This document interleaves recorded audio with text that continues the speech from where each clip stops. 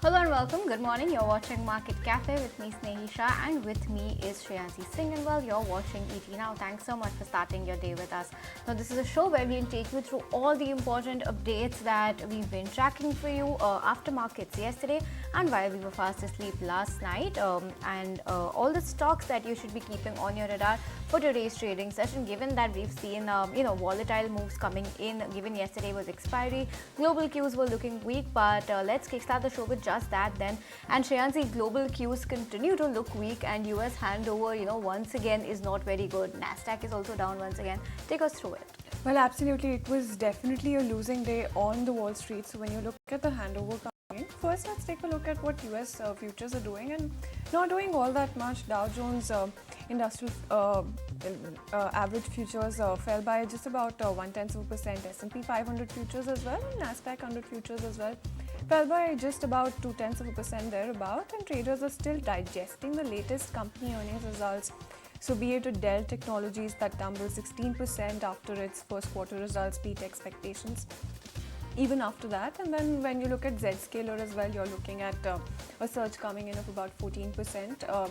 And when you look at MongoDB, there's a plunge of 23% that we saw, and apparel retailer Gap as well surged 21% on the other side, while you did have Nordstrom sliding more than 6%. So quite a mixed bag there of earnings, if you will say that. And when you look at Wall Street, like I mentioned, losing session coming in for all the three indices. So when you look at Dow Jones, you're looking at losses of about 300 points or 0.9% thereabout for Dow Jones, and this was of course after Salesforce missed that revenue expectation in its latest results as well. When you look at S&P 500, then you're looking at losses coming in of 0.6%, and the Nasdaq as well fell about 1.1%. And those moves of course come during a holiday shortened trading week as well. The S&P 500 and Nasdaq composite were each on pace to end 5-week winning streaks. When you look at Dow as well, you're looking at the second straight week of losses as well coming in for the Dow, and that is the trend that you're seeing right now. But when you take a look at what the momentum is in terms of the entire month, the picture is quite different, because stocks are still on pace to close out a strong month, with each of the average benchmarks set to register a sixth positive month in 7. The Dow is up 0.8% this month. When you look at S&P 500 as well, you're looking at gains of 4% on the month, and the tech-heavy Nasdaq as well gained about 7%, on track for its best month since November 2023, when it gained 10.7%. So that largely is the handover coming in based on this particular month. And of course, what you're looking at is the personal consumption expenditure data. So that would be definitely key to watch, and that will be something that the market will be reacting to as well. Now let's also take a look at what Europe is doing, and European stocks closed higher. When you look at the stock 600, you're looking at just a little bit of an increase coming in, because that closed about 0.6% higher as well. And when you look at DAX and CAC, you're looking at similar moves coming in. So that largely is the handover coming in for Europe as well. All right, so well, that's the handover that we're seeing globally. That let's also take a look at what commodities are up to. Let's start by taking a look at what gold is doing, given all of this volatility that we are seeing when it comes to the global handover, the equity show, or even the geopolitical pressures that we are seeing. So let's start by understanding what gold is up to. And gold prices have eked out gains yesterday as the dollar and treasury yields slipped after the US economic data raised hopes that the Fed Reserve is firmly on track to cut interest rates this year. Spot gold was last up slightly more than 0.1% at $2,341.9 per ounce. So that's what's up with gold. But let's talk about what crude oil is doing. And US crude oil has fallen more than 1% yesterday and is on the pace for its worst month of the year, as gasoline demand is soft with summer driving season now underway. US crude oil is down almost 5% in May. This is the WTI crude oil, of course, its worst performance since December. Brent has also lost 6.8% this month, putting the global benchmark on pace for its first negative month in the last 5 months. US gasoline stockpiles increased by 2 million barrels last week as demand fell by 100,000 barrels per day in the run-up to the Memorial Day holiday. This is according to data from the Energy Information Administration, or the EIA. Now, the daily average for gasoline demand came in at 8.6 million barrels per day, down 1.4% from the year-ago period. Investors are now looking ahead to inflation data today, as Shreyanshi mentioned, and a very crucial OPEC Plus meeting that will take place on Saturday. And let's also talk about this OPEC Plus meeting, all set for Sunday. This discussions expected to focus on maintaining current supply quotas. Analysts expect no major surprises from the virtual conference. Now, OPEC will review member countries' production capacities on 30th of June, setting the stage for potential increases in production later this year as well. So that's the lowdown on everything that's been happening in gold as well as oil. Some volatility being priced in over there as well, Shreyanshi. Well, absolutely, some volatility indeed. But when we take a look at the cues to watch, then you do have the India GDP. That will be very important to watch. And from China, then you also have manufacturing and non-manufacturing PMI data coming in. You do have TCS AGM. So there's a special dividend of ₹8. So keep an eye on TCS as well, and Inox Wind as well as REC will be mulling fundraise. Now, this one's for the cinema lovers because movie tickets will be slashed to 99 rupees. So that would be important, and hopefully we'll all head to the cinema since today is Friday as well. So the end of the week, and let's move on then. And it's the last day before exit polls as well, and the last day before auto sales. So those two important updates will be key to watch. And when you look at a couple of these counters like Platinum Industries or Hexacom Telesystems, the lock-in period is ending for both of them, so those will also be in focus as well and in the spotlight. Now, in terms of other news, what you do have is Japan unemployment as well as Tokyo CPI data and industrial production and retail sales data also coming in. So all of those data sets will be key to watch as well. And in terms of some commentary, then you do have Atlanta Fed President Raphael Bostic who will be speaking, and it's the last day to link your PAN with Aadhaar to avoid higher TDS deduction as well. So keep an eye on that as well. And the cinema lovers day, like I mentioned, of course, movie tickets will be slashed to 99 rupees. Absolutely. So, well, we're kickstarting the weekend on a good note, at least, for us over here as earnings season comes to an end. It's going to be good to go and catch a movie, Shreyanshi. But with that, let's also kickstart the global coverage of all the stories we're bringing to you this morning. Lots happening in the US. You have GDP data that came yesterday, personal consumption due today. You have commentary coming in. Of course, you have the historic Trump judgment that also coming in. So, well, we'll go through all of that in detail. But in the first quarter, the US economic growth slowed to 1.3%, down from a 1.6% estimate as consumer spending and inflation cooled. This follows a 3.4% growth rate in the previous quarter. This strengthens the case for the Fed to start cutting rates in September. Consumer spending growth was revised down to 2%, with significant declines in household spending on durable goods as well. So, well, on the back of this, at least we can expect some good moves coming in on Wall Street today, Shreyanshi. Well, absolutely. And in more macro cues from the US, then the Commerce Department will be releasing its measure of personal consumption expenditures prices later today. And this report, preferred by the Fed, is expected to show US prices rising at the slowest rate of the year at a 2.7% annual rate. And when you look at core inflation, excluding food and energy, what is forecasted is a slowdown to 0.2% thereabouts. So that is largely the update coming in there.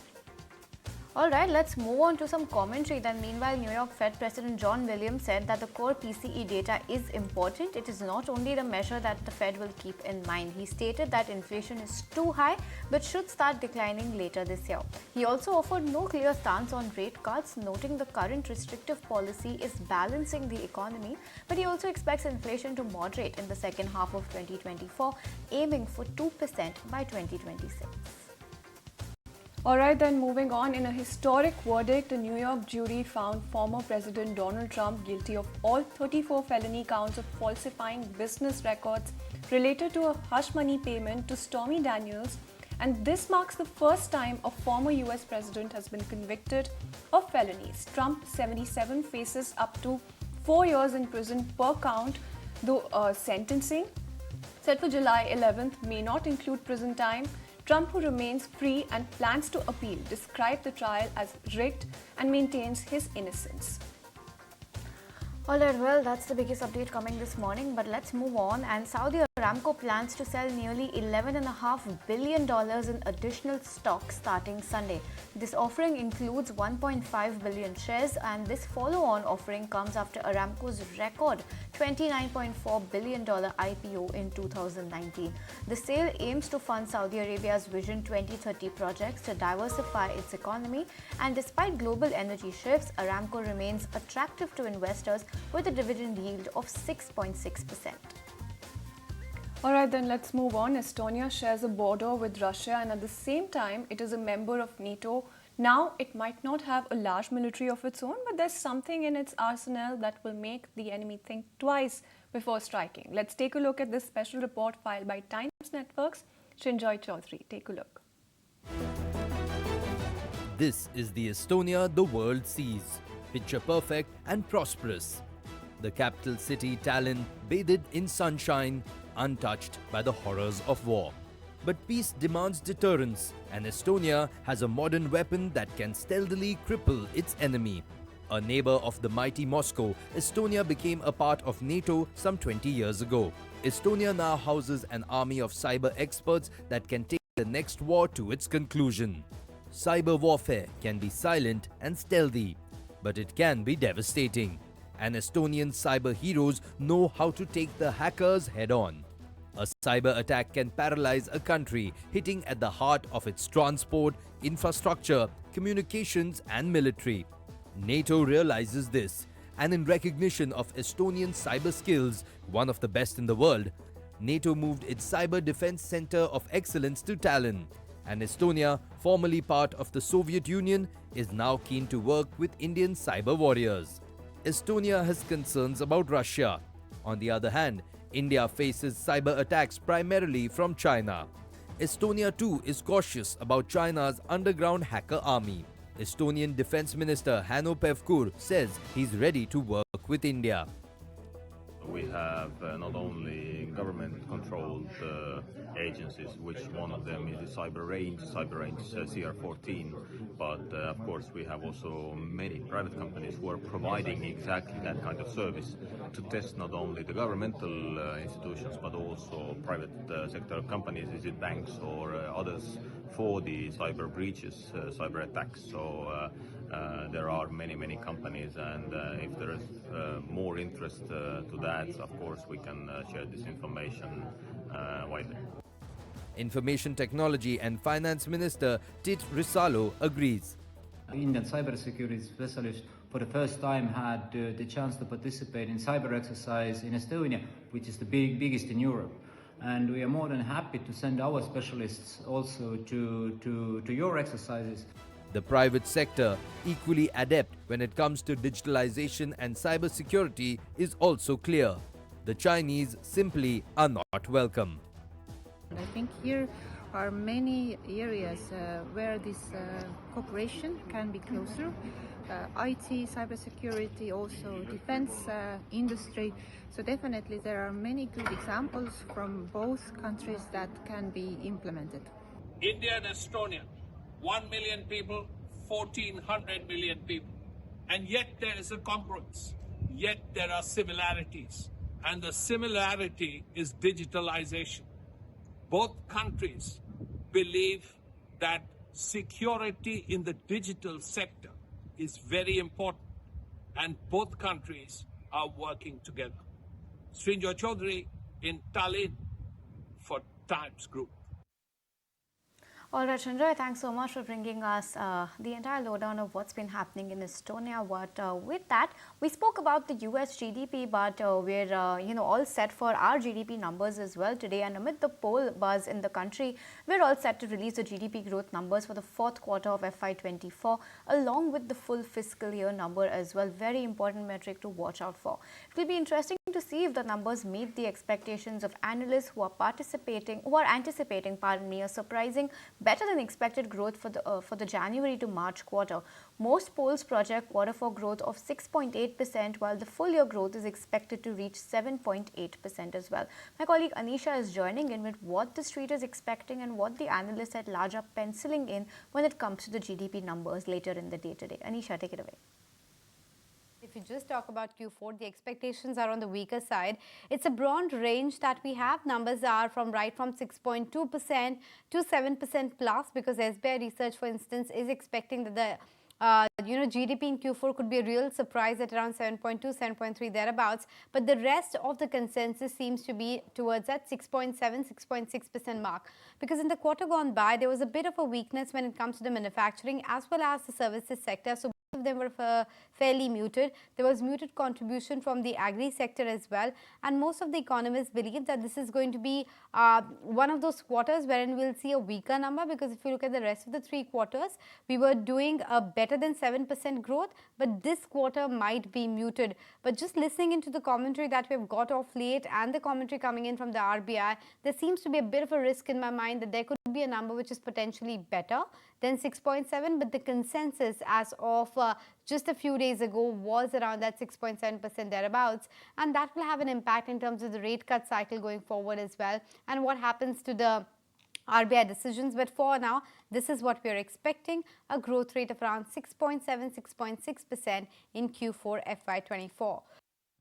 All right, thanks, Anisha. So we'll keep an eye on that, and those are the expectations. There you have it. But with that, we'll take a very quick break. But when we come back, we'll take a look at how the Asian markets are faring.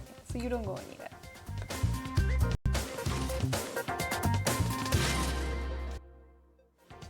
Hi there, welcome back. Still watching Market Cafe on ET Now. Now, oil refiners will be in focus today as the Singapore GRMs resume their downward decline at the lowest level in the last 1 year, and they've fallen as well, and they continue falling. So Somit is joining in with the details of why this fall is taking place and what the implication could be when it comes to our market. Somit, good morning. Take it away. Well, Singapore gross refining margin, which is the Asian benchmark for refining margins for the oil refiners, have come down, in fact, on an intraday basis to $0.9 per barrel. Now, this is the lowest level that we have seen since the last year. However, there was an intraday bounce back, and currently the levels are at around $2.1 per barrel. But for the month of May, if you Singapore gross refining margins have been continuously coming down from its highest level of around $4.4 that we had seen in the start of the month. GRMs have now come down to just $2. That is a drop of more than around 50% that we have seen just in this month. So what could be the potential reason behind this? Well, it could be because of the rising inventories of refined products in the market, which has led to this drop in the Singapore gross refining margins that we have been seeing. And how will it impact the Indian oil refiners? Well, for Chennai Petro, from MRPL, if you see, every $1 per barrel drop in the Singapore gross refining margin impacts their EBITDA by nearly 1,000 odd crore rupees. For Chennai Petro, it lowers their EPS by around 30% odd. For Indian Oil Corporation, BPCL and HPCL, which are the 3 largest oil refiners and marketers in India, their earnings come down by nearly 14 to 16%. And for Reliance Industries, if you see, on a consolidated basis, their earnings take a hit of nearly 4 to 5% odd with every $1 per drop in the gross refining margin. So keep an eye out for all the oil refiners, including Reliance Industries, in trade. For that lowdown on Singapore GRMs, but while you're with us, tell us about the MSCI quarterly rejig, because that is in focus, and equities may see a total inflow of around $2 to $2.5 billion today. So what are the key inclusions and exclusions then, and what will be its impact also on stocks? Well, if you see, MSCI had few days back announced this changes to their indices, that is the main index and the small cap index as well. And today the flows are expected regarding these changes, and these flows are likely to come in the last half an hour of trade. So which are the stocks that would largely remain in focus on the back of flows? Firstly, it's PB Fintech and Sundaram Finance, which are expected to see an inflow of anywhere between 200 to 232 million US dollars. Apart from that, it's Phoenix Mills, NHPC, Industars, which would see an inflow of anywhere between 160 to 190 million US dollars. Then there is Torrent Power, Bosch, Thermax, which could see an inflow of anywhere between 120 to 150 million US dollars. And then there is Canara Bank, JSW Energy, Jindal Stainless, which could also see inflow of anywhere between 160 to 187 million dollars. On the deletion side, if you see, it's Berger Paints, Paytm and IGL, which could see an outflow of anywhere between 57 to 94 million US dollars. And because of higher weightage, it's AU Small Finance Bank and Macrotech, which could see an inflow of close to 36 to 77 million US dollars. On the weightage downside, if you see, it's PI Industries, Dabur, ICICI Lombard, Bajaj Industries and Reliance Industries. Reliance Industries could see an outflow of nearly 168 million US dollars on the back of lower weightage on the MSCI index. When it comes to the small cap index, it has stocks like Sundaram Finance Holding, Greenlam Industries, RR Cable, Alok Industries, Dynamatic Tech, which could see an inflow of anywhere between 3 to 8 million US dollars. While on the deletion side, it's Nexus, REIT, Tatwa Chintan, Borosil, Indico Remedies, and Rajratan Global Wires, which could see an outflow of anywhere between 1 to 10 million US dollars. So keep an eye out for all of these stocks in trade, because there will be MSCI flows in the last half an hour of trade. All right, Swami, thanks so much for taking us through that. The last half an hour of trade today, key to watch out on all of these stocks that Swami has just mentioned on the back of that MSCI reject kicking in. But let's move on then. And FM Sitaraman recently credited the bankruptcy law as a landmark reform of the Modi government, saying the threat of losing a company has brought positive changes to corporate governance. More importantly, she accused the Congress-led UPA government of helping cronies at the cost of banks.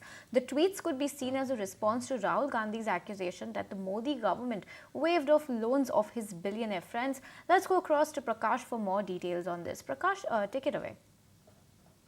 Yeah, the finance minister has come out with the performance details of the IBC through a social media account. The finance minister has applauded the landmark reforms achieved through the IBC route. While talking about its performance, the AFM has mentioned that the IBC has rescued 3,171 distressed companies so far since its inception and assisted in the shutdown process of unviable firms.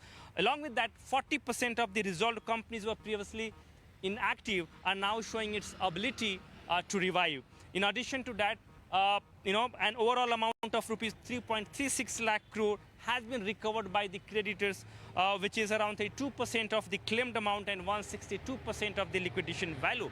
Therefore, the recovery has helped creditors to provide additional credit, and that will help economy to grow further. Moving ahead, the finance minister has also emphasized that the IBC has played a key role in helping banks to recover from NPA crisis, which was created by the Congress-led UPA government.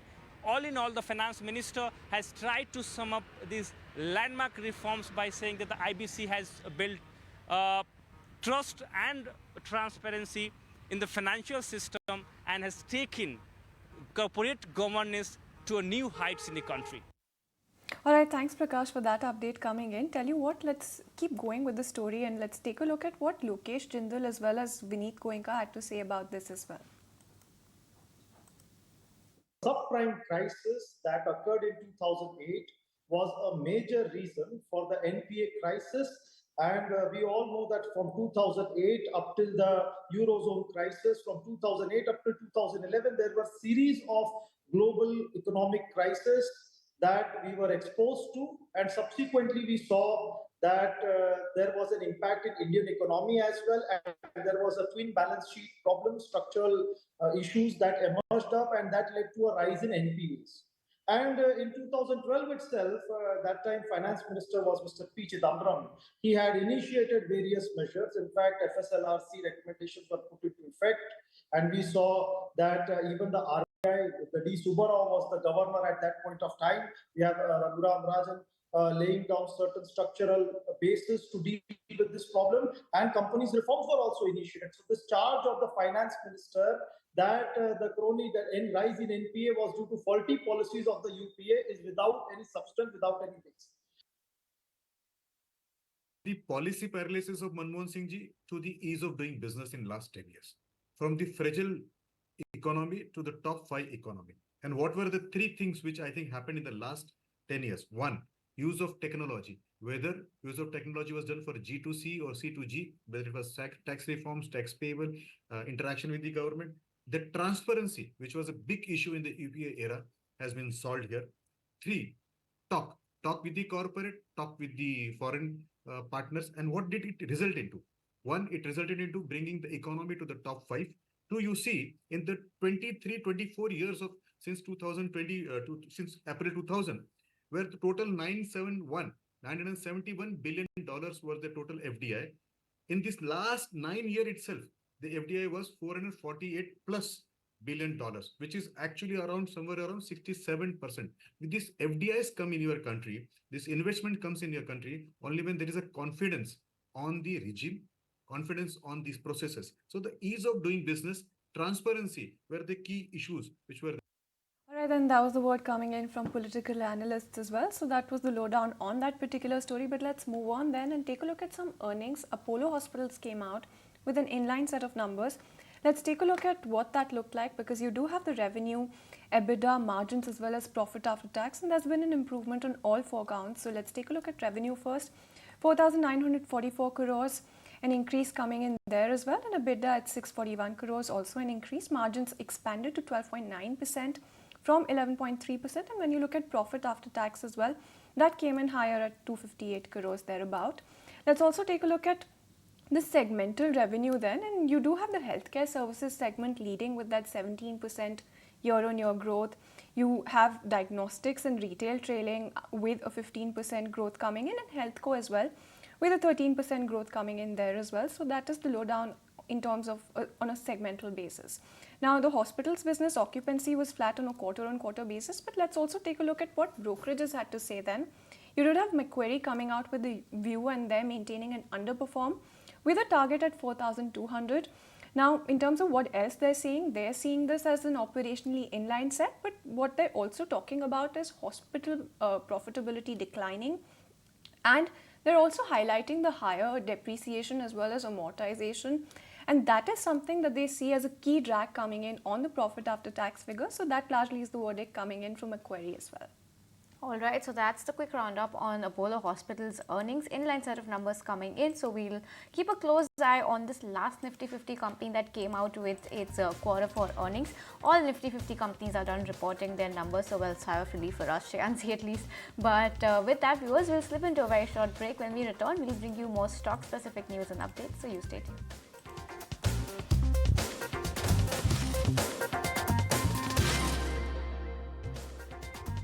Welcome back. Thank you so much for staying tuned in. You're watching Market Cafe on ET now, and let's take a look at the stocks that you should keep on your radar this morning as promised. Jinay is standing by with that list. Jinay.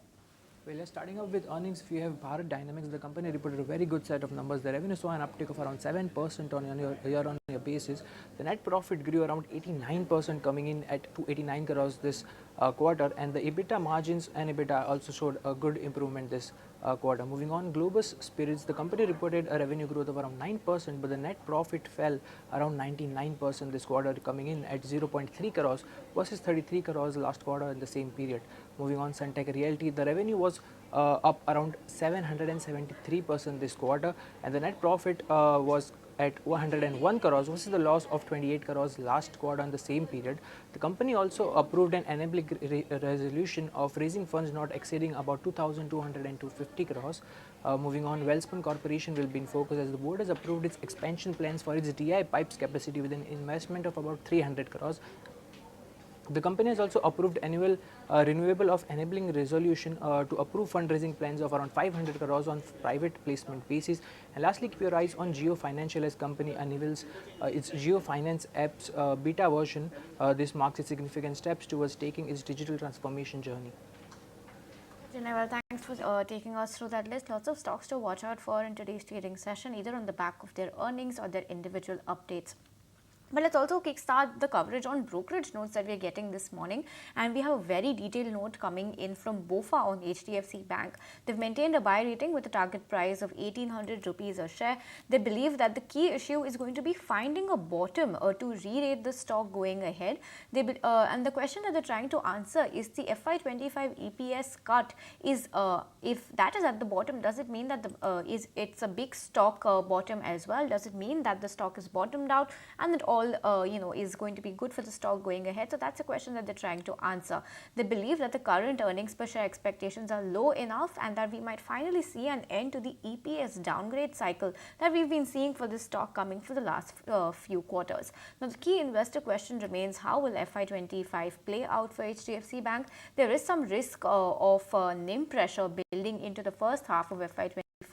But they also believe that visibility will improve from the September quarter and loan growth might end up better than the 12 to 13% that the investors had priced in. So some positivity coming over there on HDFC Bank in BofA's note. On the flip side, they've also highlighted what the bear case could be from here on. They believe that further liquidity tightening will harm the stock going ahead. Also, they believe that the much delayed rate cut cycle is also something to look forward to and could harm the stock slightly if we don't see rate cuts anytime soon coming ahead.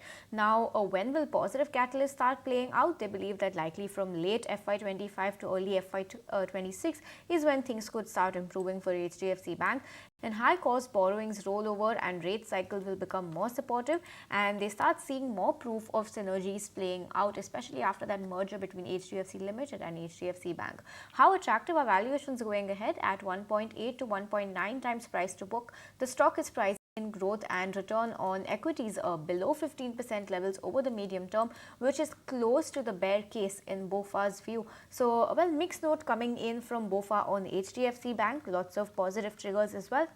They've also highlighted a bear case, but all in all, they've maintained a buy rating with a target price of 1800 rupees per share for HDFC Bank. Well, absolutely. So that's the verdict coming in there. But let's also keep it going with brokerage views then. And let's take a look at what Antique had to say about PTC Industries then. They're initiating a buy with a target over 13,000 rupees. And they're also saying that there's closely guarded manufacturing technologies coming in for PTC Industries.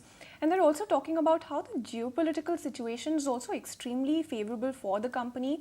And agreements also provide long-term order book visibility as well for PTC. So that's the verdict coming in from Antique there as well. Let's also take a look at the life insurance space, because CLSA has come out with a note and they're talking about how there's a regulatory flip-flop that is spooking the industry. They're also highlighting that there could be an increase in surrender values on tweaks. And they're also talking about, in terms of companies, then they're talking about Max Financial, and they see that the price implies low growth with margin cuts coming in for Max Financial, and for SBI Life then they see that as the company that will be least impacted by the new norms. So that's the verdict coming in from CLSA on life insurance. Let's also take a quick look at Zomato then, and Macquarie's come out with a note where they're maintaining an underperform rating, target at 96 rupees. They're talking about how competitive intensity is rising, and they're also seeing downside risks to their consensus estimates. Lastly, let's take a look at Eris Life, because Macquarie's also come out with a note on that one as well. They have an outperform rating. They're cutting the target to 1100 from 1230, and that's what you're seeing for Eris Life. And lastly, they're also talking about how the target reflects earnings dilution from recent acquisition. So that's the verdict coming in on Eris Life as well. That largely is the take coming in from brokerages this morning. Well, lots of stocks to focus on when it comes to brokerages, but let's move away from the markets and take a look at the action that's been happening outside of the world of business and finance. And MP Prajwal Revana, accused of sexually assaulting multiple women, was arrested after he landed in Bengaluru earlier today. Prajwal, who is the NDA candidate from the Hassan Lok Sabha seat, had left the country in April as explicit video clips showing him allegedly sexually abusing multiple women started making rounds in Karnataka. Moving on then, India has slammed Israel's attack on the tent camp in Rafah and has called for respecting international humanitarian law in the ongoing conflict. Speaking to the media, the Ministry of External Affairs spokesperson also reiterated India's stance on the two-state solution. Let's shift focus, talk about the weather. Incessant rainfall in the aftermath of Cyclone Remal has caused massive flooding in Manipur, with the water levels in most rivers passing through Imphal city increasing rapidly. The state government has deployed NDRF and SDRF teams who, along with locals, are evacuating people from affected areas. Other than severe heatwave claims 8 lives in Bihar, the mercury has soared past 44 degrees Celsius in the state for several days, with the maximum temperature recorded at 47.1 degrees Celsius. And according to the Met, the intense heatwave conditions is likely to continue as well. And moving on then, Uruguay's legendary striker Edinson Cavani has announced his retirement from international football. Cavani currently ranks as the second highest goal scorer in the country's history with 58 goals and holds the distinction of being the third most capped player, having made 136 appearances. And as we count down to the final and ultimate phase of Lok Sabha polls tomorrow, all eyes are going to be on exit polls, which will be out once polling closes tomorrow. Stay tuned to ET Now as we bring you the most cutting-edge analysis, insights from the best psephologists and political pundits. to help you decode the 2024 mandate.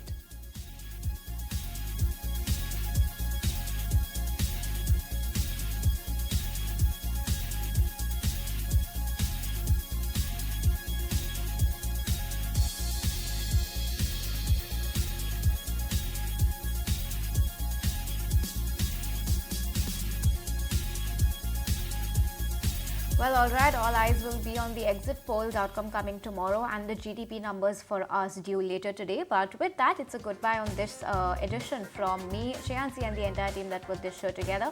As we bid you goodbye, you still stay tuned to the channel because the market will take all the action ahead.